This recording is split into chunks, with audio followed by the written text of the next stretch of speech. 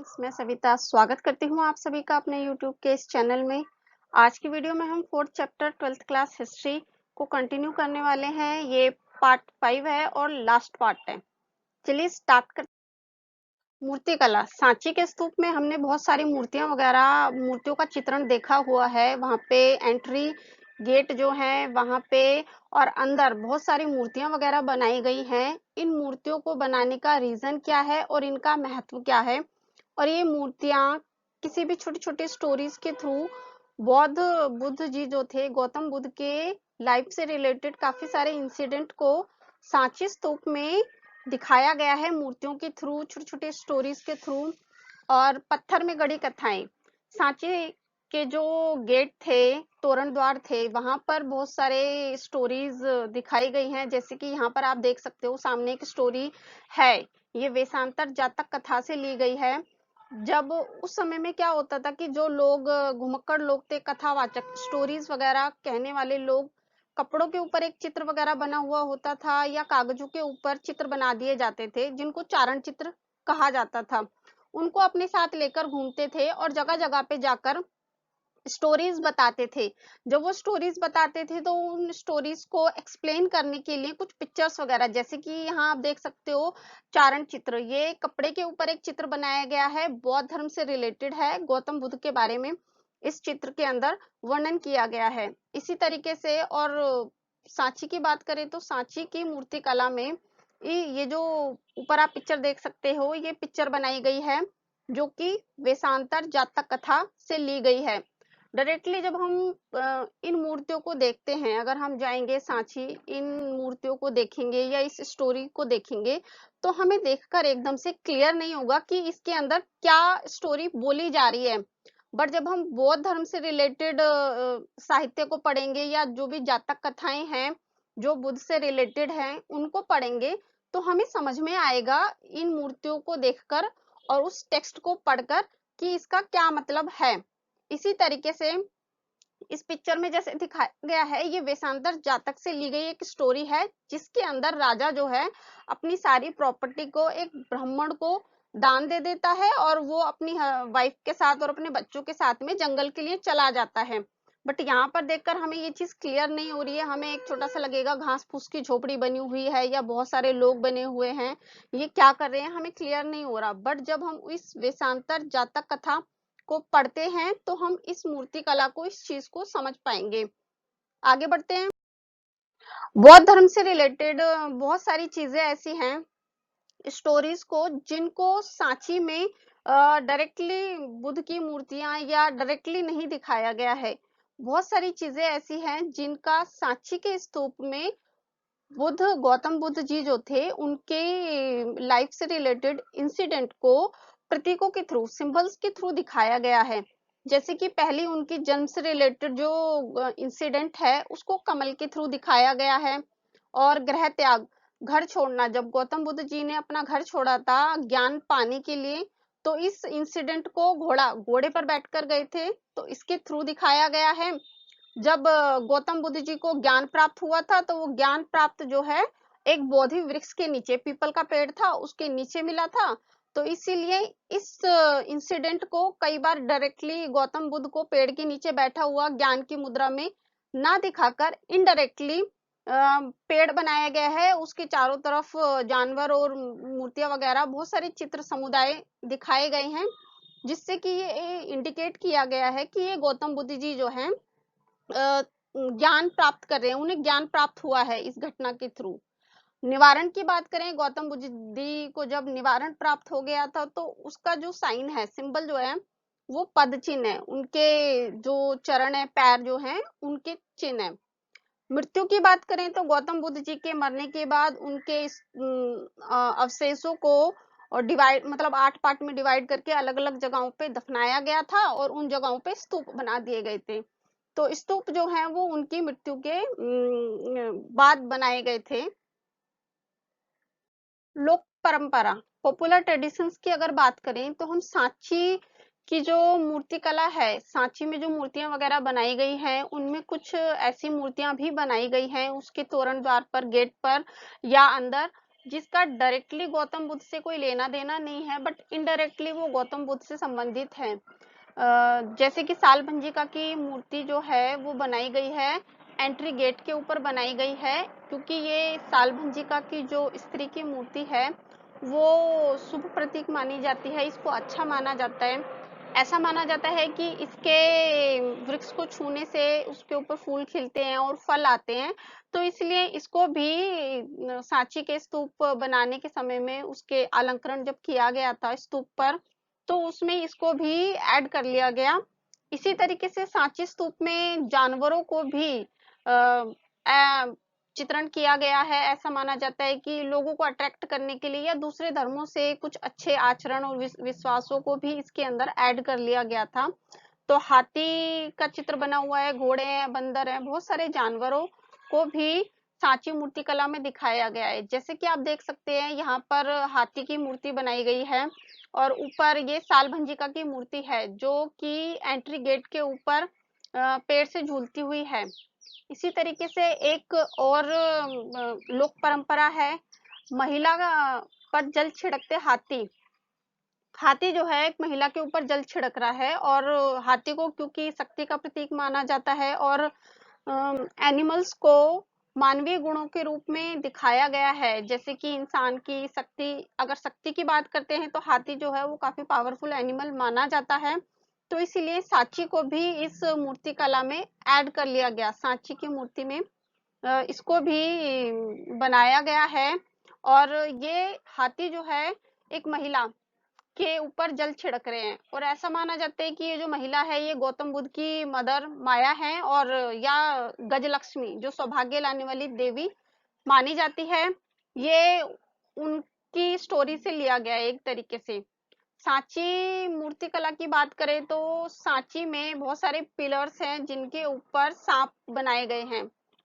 सांपों का चित्रण जो किया गया है वो जब स्टार्टिंग में ब्रिटिश हिस्टोरियंस भारत में आए थे और वो सांची मूर्ति कला को समझने की कोशिश कर रहे थे, तो इसी में जेम्स फर्गुसन जो हैं उनको ये स्टार्टिंग में ये सारी चीजें जो हैं वो समझ नहीं पाए थे उनको।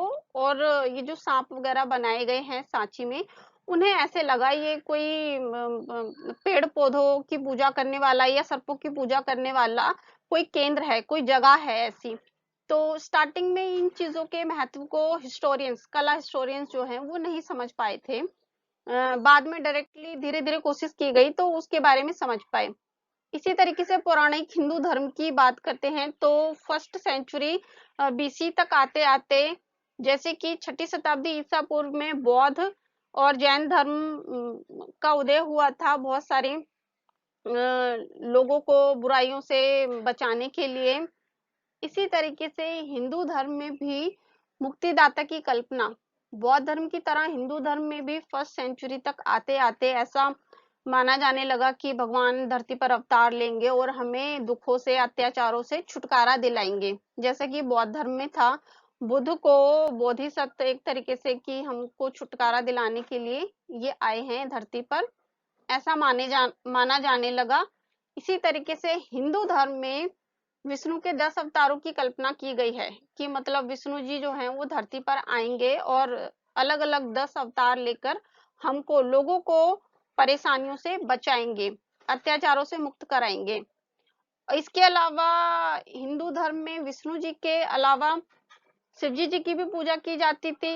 एक तो विष्णु जी जो हैं वो मेन देवता माने जाते हैं और उसके अलावा शैव परंपरा में शिवजी जी को काफी इम्पोर्टेंट देवता देवता माना जाता है। और कभी कभी इन देवी देवताओं की जो पूजा है वो मूर्ति के रूप में की जाती है और कभी कभी इनकी वेशभूषा, कपड़े, गहने या इनके अवतारों के थ्रू उनको पूजा जाता है। जैसे शिवजी जी की अगर पूजा की बात की जाती है तो शिवलिंग के रूप में भी की जाती है और शिवजी जी की मूर्ति के रूप में भी उनकी पूजा की जाती है। देवी देवताओं की कहानियां जो हैं फर्स्ट सेंचुरी बीसी से ही, पहली शताब्दी से ही ब्राह्मणों द्वारा पुराणों में भी छोटी छोटी देवी देवताओं को लेकर स्टोरीज कही गई हैं। विष्णु जी को, श्री कृष्ण जी को लेकर और शिवजी जी को लेकर, लक्ष्मी देवी जी को लेकर, बहुत सारे देवी देवताओं को लेकर पुराणों में स्टोरीज बताई गई हैं। और बहुत सारी मूर्ति कला की अगर हम बात करते हैं तो उसमें भी बहुत सारी स्टोरीज के थ्रू देवी देवताओं के बारे में बताया गया है, जिनको समझने के लिए हमको टेक्स्ट देखना पड़ता है, कहीं ना कहीं पुराणों का अध्ययन करना पड़ता है, ताकि हम मूर्ति कला को अच्छे तरीके से समझ पाएं। पहले क्या होता था कि पहले के समय में महिलाओं और शूद्रों को वैदिक साहित्य पढ़ने की अनुमति, सुनना और पढ़ने की परमिशन नहीं थी। बट पौराणिक श्लोक वगैरह जो होते हैं भगवान की स्तुति में जो गाए जाते हैं, उन सब चीजों को ये सुन सकती थी। मंदिर निर्माण, कंस्ट्रक्शन ऑफ टेम्पल, जब स्तूप जो है अपनी पूरी तरीके से विकसित अवस्था में आ गए थे, पूरी तरीके से डेवलप हो गए थे, तो उस समय में हिंदू धर्म में भी शिव जी और विष्णु जी क्योंकि मुख्य देवता हो चुके थे तब तक, और उनकी पूजा पाठ की जाती थी, तो इसलिए अब उनके लिए भी पूजा करने के लिए, मूर्ति को स्थापित करने के लिए मंदिरों का निर्माण स्टार्ट हो गया था। पहले स्टार्टिंग में जो मंदिर बनाए गए थे वो सिंपल से चौकोर आकार के, मतलब एक घर की तरीके से ही होते थे। कमरा बना दिया जाता था और सेंट्रल पार्ट में मूर्ति को, गर्भगृह जिसको कहते हैं, सेंट्रल पार्ट में मूर्ति को रख दिया जाता था और एक दरवाजा बना दिया जाता था। लोग आते थे, अंदर मूर्ति की पूजा वगैरह करते थे और चले जाते थे। फिर धीरे धीरे क्या हुआ, गर्भगृह के ऊपर शिखर भी बनाया जाने लगा, सभा मंडप बनाया जाने लगा, सभा स्थल बनाया जाने लगा प्रेयर करने के लिए। और क्योंकि बहुत सारे लोग जब मंदिर में आएंगे पूजा पाठ करने के लिए, तो उनके पानी पीने की व्यवस्था का भी व्यवस्था की जाने लगी कि उनको पानी वानी दिया जाए। तो इस तरीके से फिर मंदिरों पे मूर्तियां वगैरह, मूर्ति कला जैसे जो भी स्टोरीज हैं छोटी छोटी, इन सब चीजों को भी किया जाने लगा। और जो सबसे पहले मंदिर बनाए गए थे स्टार्टिंग में, गुफाओं को काटकर बनाए गए थे। अशोक ने मंदिर बनवाए थे 3rd सेंचुरी में। आजीवक संप्रदाय के लोगों के रहने के लिए भी गुफाएं बनाई गई थी, और कुछ गुफाओं को काट कर कृत्रिम रूप से आर्टिफिशियल मंदिर वगैरह बनाए गए। और 8th सेंचुरी का जो है कैलाशनाथ मंदिर, वो काफी फेमस और पॉपुलर है। आगे बढ़ते हैं, क्या हम सब कुछ देख समझ सकते हैं? जो भी हमें इन मूर्तियों के थ्रू, इन छोटी छोटी स्टोरीज के थ्रू जो भी हमें चीजें दिखती हैं, हम मूर्ति देखकर हम एग्जैक्टली उसका क्या मतलब है, इस मूर्ति में क्या कहा जा रहा है, ये जो स्टोरी बताई गई है इसका एग्जैक्टली मतलब क्या है, क्या हम इन सब चीजों का पता लगा सकते हैं किसी भी मूर्ति को देखकर?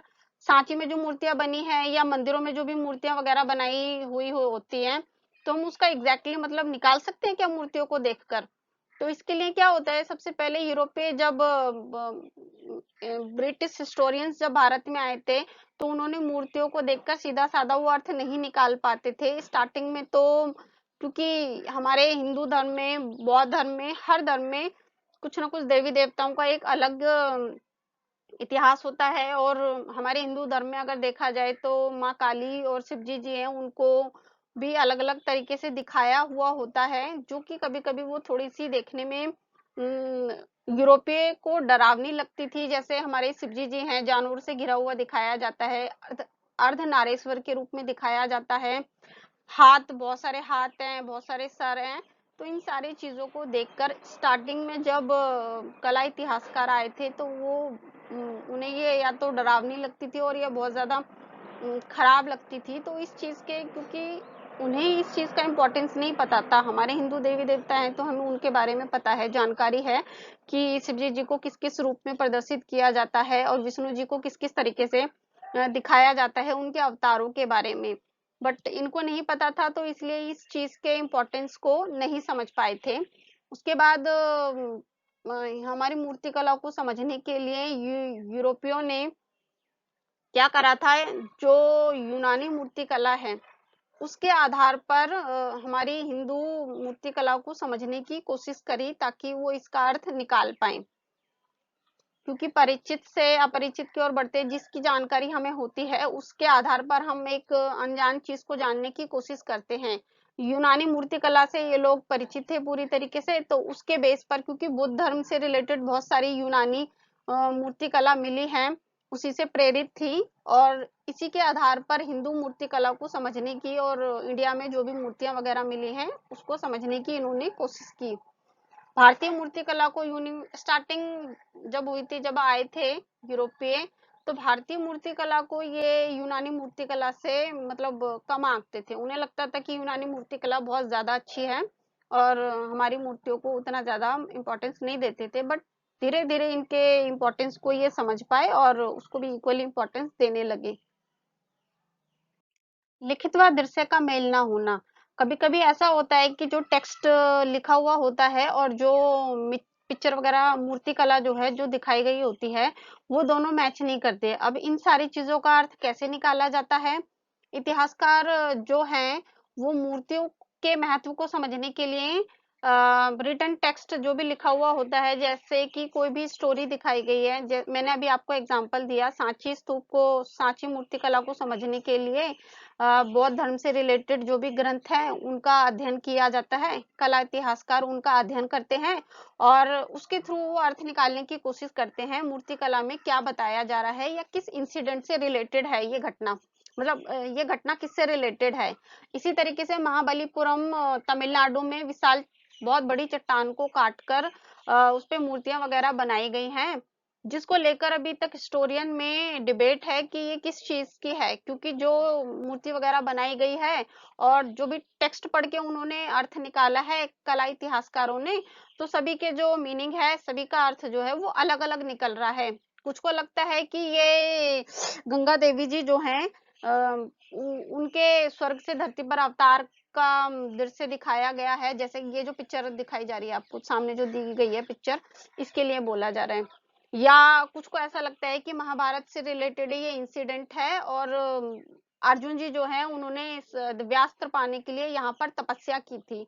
तो इस तरीके से ही इतिहासकारों को किसी ना किसी चीज को लेके कंफ्यूजन हो जाता है और वो मूर्तिकला का अर्थ जो है वो टेक्स्ट के थ्रू निकालने की, पुराण हो गए, सांची, बुद्ध चरित्र से रिलेटेड अगर कोई मूर्ति है तो उससे बुद्ध के बारे में पढ़ते हैं तब उसका अर्थ निकालते हैं।